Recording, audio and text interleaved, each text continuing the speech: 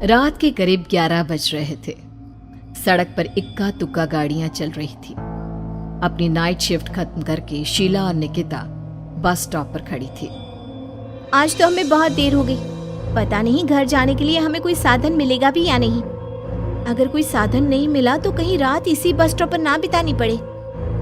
अपनी काली जुबान बंद कर, जब देखो तब उल्टी बातें ही करती है। अरे कुछ देर रुक जाना, कुछ ना कुछ मिल ही जाएगा। लेकिन काफी देर तक इंतजार करने के बाद भी उन्हें कोई बस नहीं मिलती। धीरे धीरे समय के साथ साथ सड़क पर चलने वाली गाड़ियों का दिखना भी बंद हो जाता है। अरे ये देख, अब तो सड़क पर एक भी गाड़ी नहीं दिख रही। दूर दूर तक गाड़ी और किसी इंसान का नामो निशान नहीं है। एक काम करते हैं, वापस अपने ऑफिस चलते हैं। हम दोनों आज रात वहीं गुजार लेंगे। देख, तुझे अच्छी तरह पता है 10 बजे के बाद चौकीदार ऑफिस के मेन गेट पर ताला लगाकर अपने घर चला जाता है। ऑफिस जाने का कोई फायदा नहीं है। इस सुनसान सड़क को देख मुझे बहुत घबराहट हो रही है। एक काम करना, उसी चौकीदार के घर चलते हैं। वो भी तो परिवार वाला है। हम बेफिक्र होकर आज रात उसके घर पर रुक सकते हैं। अरे पागल, चौकीदार 10 बाय 10 की खोली में रहता है। उसके 4 बच्चे हैं। मतलब वो हमें अपने घर में कौन सी जगह देगा। अब तू ना ये बेकार की बातें बंद कर और चुपचाप खड़ी रह, शायद कोई लिफ्ट ही मिल जाए। फिर काफी देर इंतजार करने के बाद आखिरकार एक नीले रंग की बस उनके सामने आकर रुकती है। बस का दरवाजा खोल कंडक्टर उन दोनों से कहता है, कहिए कहाँ जाना है आप दोनों को? देखिए मेरी पूरी बस खाली पड़ी है। मैं आप दोनों को आपके ठिकाने पर छोड़ दूंगा। इतना कहकर कंडक्टर मुंह में भरे पान की पिचकारी सड़क पर दे मारता है। निकिता, लोगों का कहना है कि कुछ महीने पहले इसी तरह अंधेरी रात में एक नीली बस के अंदर कुछ बदमाशों ने एक जवान लड़की की हत्या कर दी थी। इस बस का रंग भी नीला है। कहीं ये वही बस तो नहीं? कंडक्टर शीला की बात सुन लेता है और मुस्कुराते हुए कहता है, देखिए मेम साहब, उस घटना के बारे में मैंने भी सुना है। माना कि उस बस का रंग और मेरी बस का रंग एक है, लेकिन दुनिया में नीले रंग की एक ही बस तो नहीं है ना। ये तो सिर्फ एक इत्तेफाक है। देखिए हमारी बस में एक मेम साहब पहले से ही बैठी हैं, चाहे तो अब देख लीजिए। निकिता गर्दन उठाकर देखती है तो बस के पीछे वाले हिस्से में एक लड़की कंबल ओढ़े बैठी हुई थी। सही तो बोल रहे हैं भैया, बस में पहले से एक लड़की बैठी है। चल अब हम भी बैठ जाते हैं, वैसे भी बहुत देर हो गई है। अरे ठहर जाना निकिता, मुझे डर लग रहा है।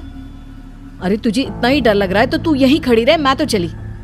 अरे तुम मुझे छोड़कर कहाँ जा रही है? मैं भी चलती हूँ। दोनों बस में जाकर बैठ जाती हैं। देखते ही देखते ड्राइवर बस को तेज रफ्तार में चलाना शुरू कर देता है। तभी शीला की नजर पीछे वाली सीट पर अकेली बैठी लड़की पर पड़ती है।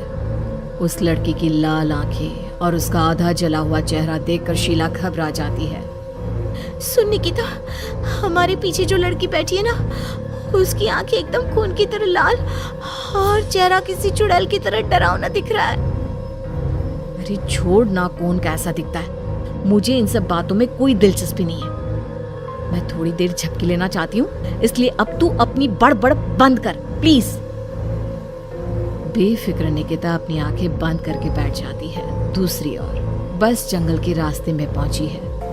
चारों तरफ घना अंधेरा और साथ ही जंगल में मौजूद जंगली जानवरों की डरावनी आवाजें शीला को और भी ज्यादा डराए जा रही थी। थोड़ी ही देर में बस एक बरगद के पेड़ के पास से गुजरती है। तभी अचानक बरगद की डाल पर बैठी एक बिल्ली कूदकर खिड़की के रास्ते शीला की गोद में आ गिरती है। मर गई रे, बचाओ मुझे, कोई बचाओ। शीला के चिल्लाने की वजह से निकिता की आंख खुल जाती है और वो भी घबराकर इधर उधर देखने लगती है। तभी पीछे वाली सीट पर बैठी लड़की उठकर शीला के पास आती है और बिना कुछ कहे उस बिल्ली को शीला की गोद से उठा उसे सहलाते हुए अपनी गोद में लेकर वापस अपनी सीट पर जाकर बैठ जाती है। अरे शीला, तू तो बहुत ही डरपोक है। जरा जरा सी बात पर उछल पड़ती है। मैं कल से अकेले ही सफर करूंगी। अरे मैं क्या करूं? वो बिल्ली अचानक मेरी गोद में आ गिरी। अपनी बकवास बंद कर और मुझे चैन से सोने दे। इस तरह शीला को डांटकर निकिता फिर सो जाती है। पर तभी अचानक एक झटके से ब्रेक लगाकर ड्राइवर बस को रोकता है। शीला खिड़की से बाहर झांक कर देखती है तो उसे सड़क के किनारे एक काला आदमी खड़ा दिखाई देता है। उसकी बड़ी बड़ी दाढ़ी और अजीब से कपड़े देखकर शीला को घबराहट होने लगी। क्या हुआ ड्राइवर भैया, आपने बस क्यों रोक दी? अरे वो देखो, वहाँ वो सड़क के किनारे एक आदमी खड़ा है, उसी के लिए मैंने बस रुकवाई है। शीला निकिता को धक्का देकर नींद से जगाती है। अरे अब क्या हुआ? वो देख, सड़क किनारे कितना डरावना आदमी है। उसका अजीबोगरीब हुलिया देखकर लगता है जैसे कोई शैतान खड़ा हो। अब शीला की तरह निकिता भी उस आदमी को देखकर थोड़ा डरने लगती है। कंडक्टर, क्या तुम उस आदमी को बस में चढ़ाने वाले हो? उसे देखकर हमें डर लग रहा है, उसे बस में मत चढ़ाओ। अरे डरने की कोई बात नहीं है मेम साहब, ये आदमी जंगल के पीछे वाले गांव में रहता है। ये रोज इसी वक्त मेरी बस में बैठकर पड़ोस वाले गांव में जाता है। और वैसे भी ये बेचारा गूंगा है। अगर आप लोगों को डर लगता है तो मैं इसे ड्राइवर के बगल में बिठा देता हूँ। ओह अच्छा, ठीक है। फिर कंडक्टर का इशारा पाते ही वो आदमी बस में सवार हो जाता है। ड्राइवर दोबारा एक्सीलेटर पर जोर देकर बस को आगे बढ़ाता है। थोड़ी ही देर में बस एक घाटी पर चढ़ती है। बस के एक तरफ गहरी और डरावनी खाई थी, पर ड्राइवर को इस बात से कोई फर्क पड़ता नजर नहीं आ रहा था। वो लगातार बस की रफ्तार बढ़ाकर बस चलता जा रहा था। ड्राइवर भैया, आप देखते नहीं क्या बगल में इतनी गहरी खाई है?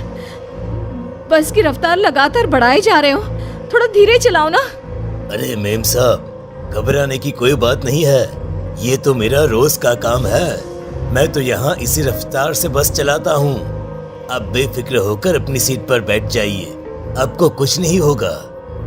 ड्राइवर के कहने पर निकिता शांति से बैठ जाती है। कुछ दूर चलने पर अचानक ड्राइवर बस को सड़क के किनारे रोक देता है। शीला एक बार फिर खिड़की के बाहर झांक कर देखती है, लेकिन इस बार उसे कहीं कोई दिखाई नहीं देता। अरे अब क्या हुआ? तुमने बस क्यों रोक दी? यहाँ तो दूर दूर तक कोई भी नहीं दिखाई दे रहा। ड्राइवर उसकी बात का कोई जवाब नहीं देता, पर कंडक्टर बोल पड़ता है।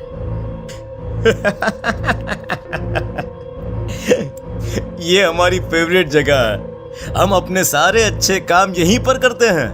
अब हमारा प्रोग्राम खत्म होने के बाद ही बस यहाँ से आगे बढ़ेगी। इतना कहते ही कंडक्टर सीट के नीचे रखी एक शराब की बोतल निकालता है। अरे ये सब क्या है? तुम्हारे बस में सवारी बैठी है, उन्हें घर पहुंचाने की जगह तुम यहाँ सड़क के बीच में बस रोककर शराब पियोगे? बस में लड़कियों के बैठे हुए भी तुम्हें ये सब करते हुए शर्म नहीं आती? कंडक्टर कोई जवाब नहीं देता और मुस्कुराते हुए शराब पीने लगता है। तभी ड्राइवर और दूसरा आदमी भी कंडक्टर के साथ मिलकर शराब पीने लगते हैं। निकिता, मुझे इन तीनों के इरादे कुछ ठीक नहीं लगते। हमने इस बस में बैठकर बहुत बड़ी भूल कर दी। तू घबरा मत, मैं हमेशा अपने पर्स में छोटा सा चाकू रखती हूँ। उसके रहते ये तीनों हमारा कुछ नहीं बिगाड़ पाएंगे। देखो गज्जू भैया, हमारी बस में इस समय 3 जवान लड़कियां बैठी हैं। कहो सबसे पहले किसका शिकार किया जाए? मैं तो कहता हूँ कि सबसे पहले वो जो पीछे अकेले जो बैठी है ना, उसे पकड़ कर लाओ। उसके बाद इन दोनों का प्रोग्राम फिट करेंगे। ठीक है, जैसी तुम्हारी मर्जी।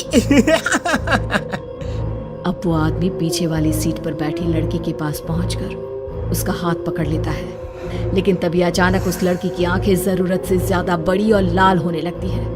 उसका चेहरा गुस्से से लाल और उसके मुंह से नुकीले दांत दिखने लगते हैं। अरे अरे अरे ये क्या?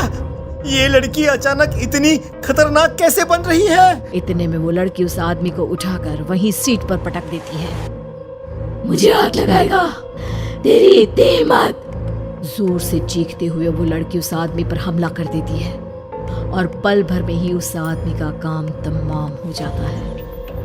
ये देख ड्राइवर और कंडक्टर के होश उड़ जाते हैं।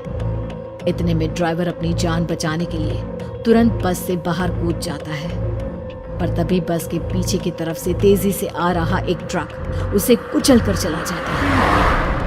ही की पल में अपने दोनों साथियों की मौत देख अब कंडक्टर के हाथ पैर कांपने लगते हैं। ये सब देख निकिता और शीला के भी होश उड़ जाते हैं। वो चुपचाप अपनी सीट पर ही छुप कर बैठी रहती हैं। अरे अरे अरे कौन हो तुम और तुम इतनी भयानक कैसे बन गई? अब वो लड़की गुस्से में गुर्राते हुए कंडक्टर का गला पकड़ लेती है। इतनी जल्दी मुझे भूल गए? कुछ महीनों पहले तुम तीनों ने बड़ी बेरहमी से मेरी हत्या की थी और फिर शहर छोड़कर भाग गए। कई दिनों से मैं तुम तीनों के इंतजार में भटक रही थी। आज जाकर मेरा बदला पूरा होगा। अब तू भी अपने साथियों की तरह जहन्नम पहुंच जाएगा। अब वो लड़की कंडक्टर को उठाकर बस के पास मौजूद खाई में फेंक देती है। कंडक्टर एक बड़े पत्थर से जा टकराता है और उसकी भी मृत्यु हो जाती है। दूसरी तरफ ये सारा नजारा देख शीला और निकिता बेहोश हो जाती है। अगली सुबह जब उन दोनों को होश आता है तो वो अपने आप को एक सरकारी अस्पताल में पाती है।